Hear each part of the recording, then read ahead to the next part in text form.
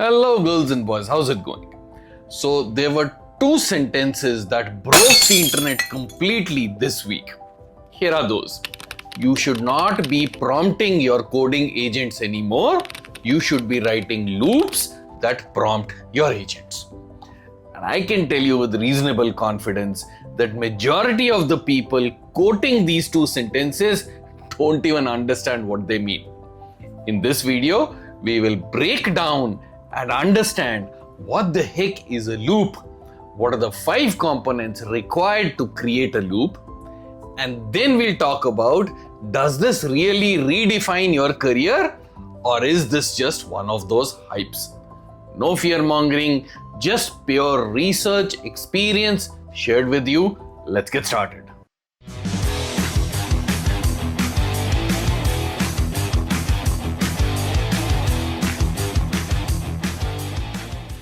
Okay, so chapter 1. What is a loop? Spin it. This loop. Let's talk about this. What is a loop? To explain the loop, I'll have to get my magic wand. Oh, here we go. Oops. All right. So let's understand this concept of the prompt engineer. So you as a human writes a prompt which goes to an agent which uses an LLM to provide an output, right? Pretty simple. We all have done this every single day. And then this output goes back to you and you keep repeating this loop all over again. So human, agent, LLM output, and all the way back. That's prompt engineering. That's what we've been doing for the last 2 years. Now, step 2. The next concept is called loop engineering, where you, the human, create a goal. And this goal is then handed over to an agent. And the agent runs through its cycle of research, draft, and evaluation until it chooses the bar of whether it needs a further improvement or no, the goal is achieved. Until that goal is achieved, this loop will continue and the agent will keep improving this until it decides that there is no further improvement required and the goal is done. That's loop engineering. And then the third concept is orchestrated loop. What happens here is you, the human, supply a goal to an agent orchestrator, and then the agent orchestrator handles them to 3 different specialists which do research, coding, and testing with separate evaluation criteria against each one of them, and they keep going through this loop until the objectives of the goal are met and then it goes to done. This is like calling upon a team of specialists or specialist agent to achieve the goal through continuous evaluation until the objectives are met. That, girls and boys, is orchestrated engineering.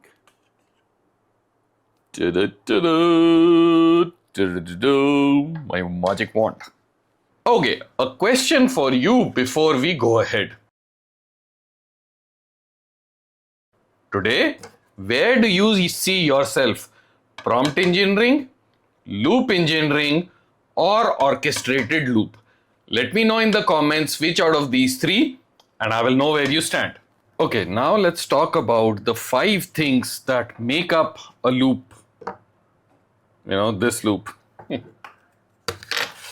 And one of them is very interesting. It's called dragon's blood. So Eddie Osmani, a director at Google, wrote a very beautiful piece about loop. He explained that a loop needs 5 things and then 1 place to remember stuff. So the first one out of them is called automation. It's the heartbeat. It is something that fires on a schedule and does discovery and triage by itself. The next one is called work trees. Now, work tree, you can think of it as agents who work in parallel, so they don't overwrite each other's work. That's basically the job of a work tree. Number 3 is called skills. And skills is basically your project knowledge, your written down code, so the agent doesn't pause for every step of the thing that you ask it to do. Number 4 is called the connectors. Connectors to your Jira, your Atlassian suite, your ServiceNow, wherever, so that the agent can get the context and it can keep updating you instead of you waiting to do other things. And then the last one is called sub-agents. Let me adjust this a little bit. Alrighty, so sub-agents. And sub-agents is what we spoke earlier. One agent writes the code, one checks the diff, one does the testing, all of that. And beyond all of this, it needs another thing which is called memory. Now the memory could be MD files, could be a linear board, could be anywhere from where it gets and maintains the context. So this memory is what holds all of these 5 things together, and that is what makes a loop. And Andy closed off that article with a very beautiful line. He said, build the loop, stay the engineer. I'll leave that with you. All right, so that gets me to the final question. ये सब तो ठीक है भाई साहब, करना क्या है? How does all of this affect me? Is my entire job at risk, or have we discovered something which can expand what I do and can help me move to the next level? Let's break down all of the things that you've heard today. At the essence of it, a loop is a very, very powerful way when controlled and when within the boundaries. Otherwise, if you let it amok, it will serve off a million tokens, it can go amok, and it can produce a whole bunch of AI slop. We have all seen this in our little experiments at whatever we have done, from planning a birthday party to creating an enterprise grade agent. We all know what an AI slop is. What does that mean for you as a DevOps engineer, a cloud engineer, an SRE? What the heck does it mean? Let's break it down and understand very, very logically. So, in order for a loop to perform well, what do you need?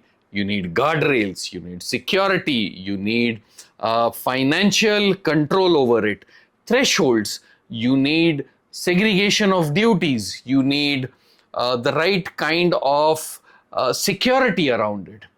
What is all of this? That, girls and boys, is what you do as a DevOps engineer, SRE, as a cloud engineer. Only today you do it for the cloud or for an enterprise service. Tomorrow you will do it for an agent, you will do it for a loop. So fundamentally everything remains the same. The construct changes, the new ways of working change, like they have always changed in the last 20 years plus that have been around. The fundamentals remain the same. The implementation changes.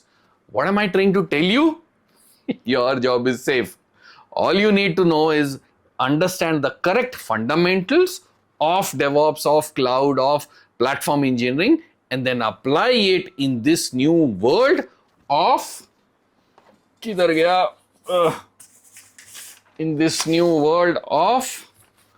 loop engineering and loop orchestration. I'll see you in the next one. Cheers. Oh yeah, before I go, one question for you. All these prop thingies that I'm using in the videos, if you like all of this, just comment. Props rock. And I'll be continuing on this creative journey. I'm having a fun. I'm in my daughter's room, as you can see, playing with her magic wands and all of her stuff. Let me know what you think about this new way. If you like it, I'll continue with this creative stuff. See you in the next one. Cheers.